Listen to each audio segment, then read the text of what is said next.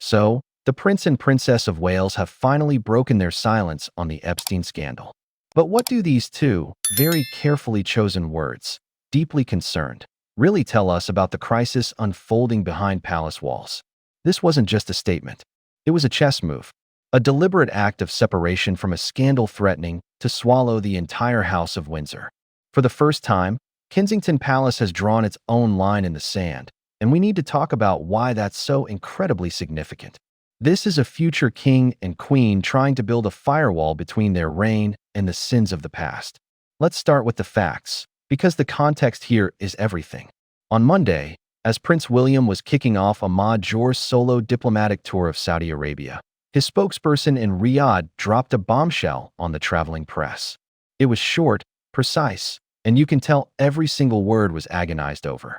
The statement read, "I can confirm the prince and princess have been deeply concerned by the continuing revelations. Their thoughts remain focused on the victims." Now, on the surface, this sounds like a pretty standard royal crisis response, right? But you have to understand how unusual this is. This is the first time William and Catherine, through their own palace and their own spokesperson, have ever commented on the Epstein affair. For years, all statements have come from Buckingham Palace, the single, official voice of the monarch. By putting this out from Kensington Palace, they're drawing a very clear line. They are speaking for themselves. And let's be clear, this wasn't a spontaneous comment. This was released just as William was starting a hugely important diplomatic trip. His team knew that the Epstein story, especially the pressure building on his uncle, the former Prince Andrew, would dominate every headline. They had to get out ahead of it. They had to say something to try and clear the air, to show they weren't just ignoring the firestorm back home. It was a calculated move to lance the boil, so William could focus on his duties. But in doing that, they revealed so much more about their playbook for the future. All right, let's decode this, because in a royal statement, every single word matters. The key phrase is deeply concerned. In the world of palace speak, that's incredibly strong language. It's not saddened. It's not troubled. It is deeply concerned. This phrase is designed to signal a level of personal distress and gravity. It tells you this isn't just a news story to them. It's a source of profound worry. The second part, that their thoughts remain focused on the victims, is also really important. This is the one line the royal family has consistently tried to hold. Prince Edward, when he was ambushed with a question in Dubai just last week, said something similar about remembering the victims. King Charles's statement back in late 2025, after Andrew was stripped of his titles, also stressed that royal sympathies were with the victims. By using this same language, William and Kate show a united front.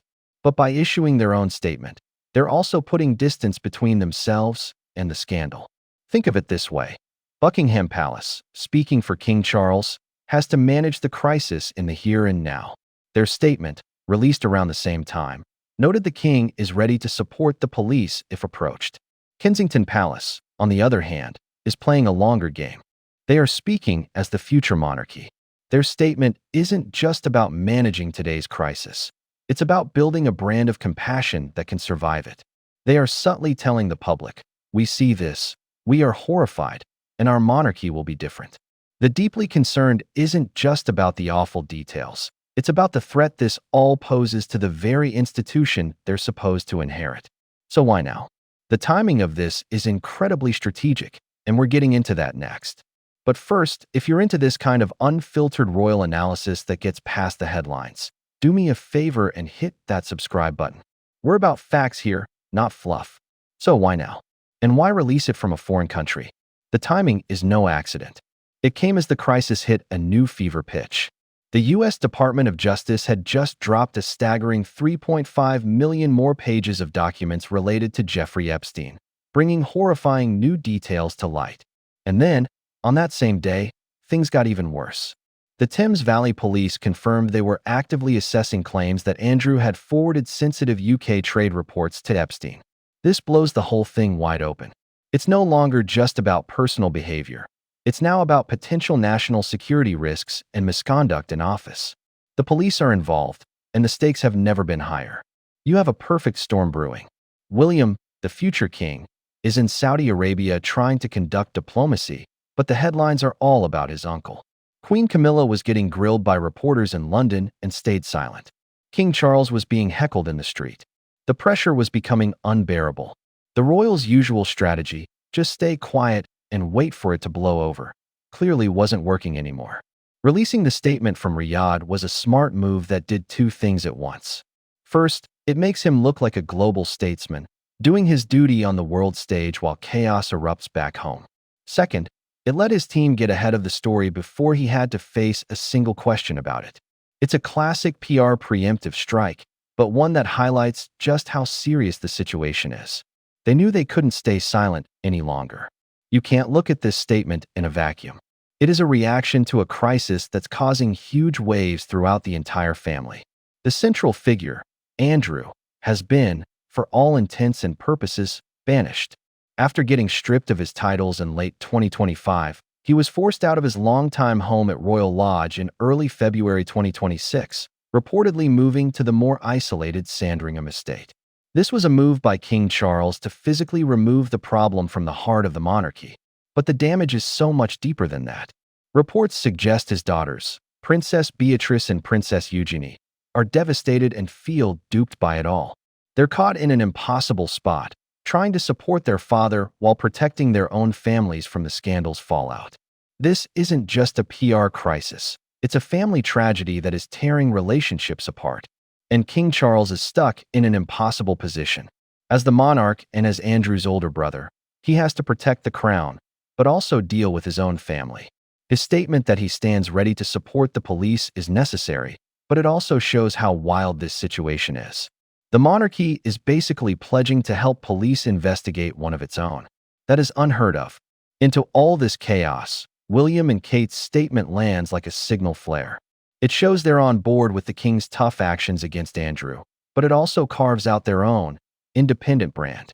At the end of the day, this statement is all about the future. It's about making sure the monarchy even survives to see a King William V. For years, there have been reports that William has been the one pushing the hardest to sideline his uncle for good, believing there's no way back. He knows that today, the monarchy's survival depends entirely on public trust and moral authority. And let's be honest, the Andrew scandal has torpedoed both. This statement is the first public move in what we can call the Wales way. It's a very clear attempt to build that firewall between their future reign and the scandals of the past. By speaking out personally, they are positioning themselves as modern, compassionate, and different from the old guard that let this rot fester for so long. They are showing the public that they get it. They understand the public's disgust, and they share it. This is a long game. The phrases deeply concerned and thoughts with the victims are laying the foundation for what the House of Windsor will look like under their leadership. They are trying to prove that the monarchy can learn and adapt. This statement is their declaration that the rot will stop with them. They are signaling a new era of accountability, or at least a new era of projecting accountability. And that's a very crucial distinction. So what's the bottom line? The carefully worded statement from William and Catherine was a masterful, if necessary, move. It was timed strategically to control the story during a high-stakes trip. It used precise language to show grave concern. And most importantly, it was a deliberate move to build their own brand. An attempt by the future king and queen to cut ties with the toxicity of the past. This was not just a comment. It was a declaration of intent. But the question remains, is it enough? Can a single, two-sentence statement, no matter how carefully worded, truly fix a wound this deep? Or is this just the first step in a much longer, more painful battle for the soul of the monarchy? Let me know what you think in the comments. Do you see this as a genuine turning point, or just clever PR? As always, thanks for watching. Don't forget to like and subscribe for more deep dives into what's really going on behind palace walls.